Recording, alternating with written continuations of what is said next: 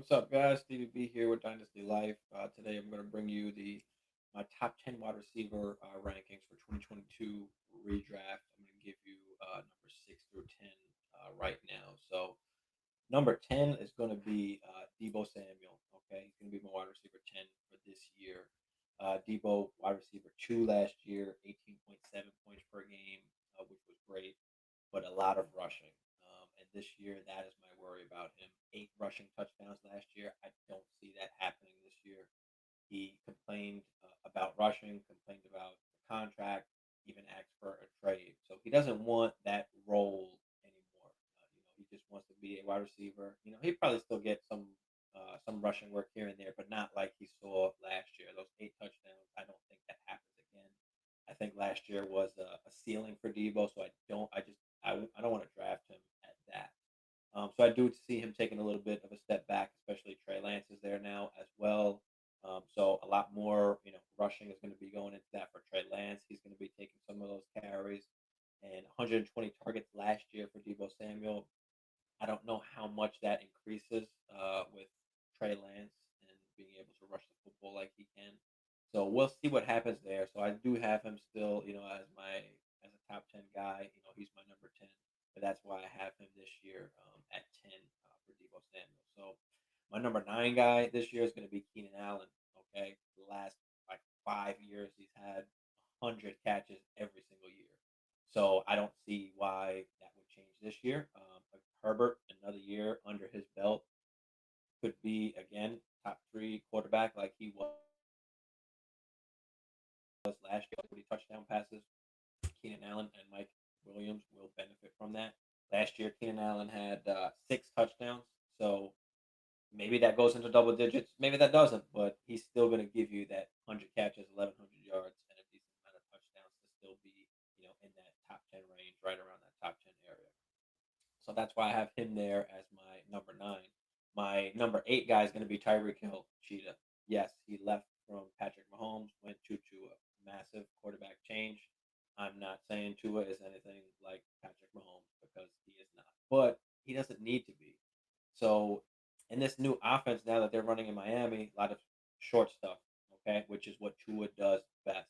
If I'm not mistaken, one of the highest ranked QB passing percentage, completion percentage last year in short passes. So that's what they're going to do this year. What happened last year with the Chiefs?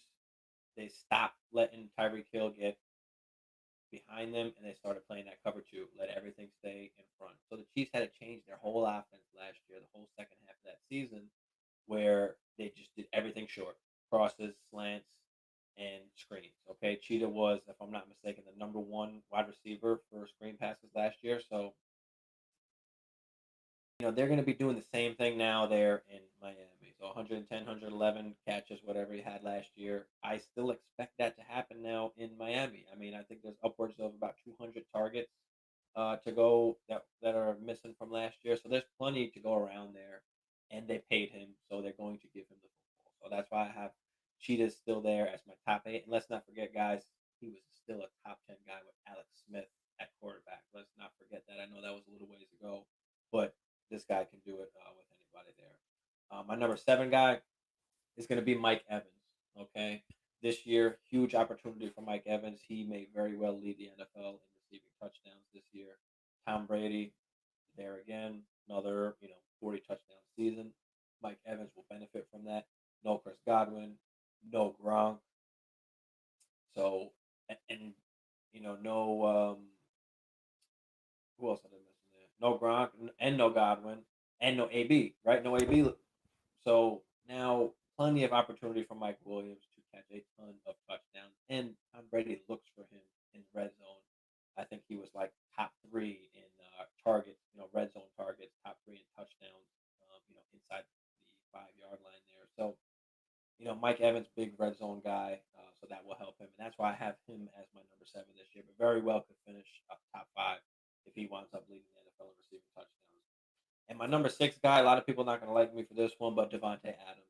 Why do I have him so low? Okay, he doesn't have Aaron Rodgers anymore.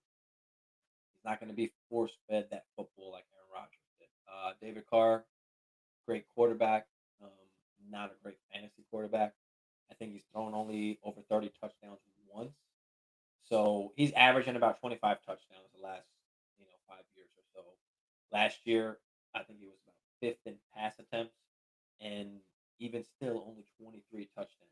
So Devonta Adams is going to need double-digit touchdowns to, stay in that top five area. He's no longer, a number one or number two without Aaron Rodgers.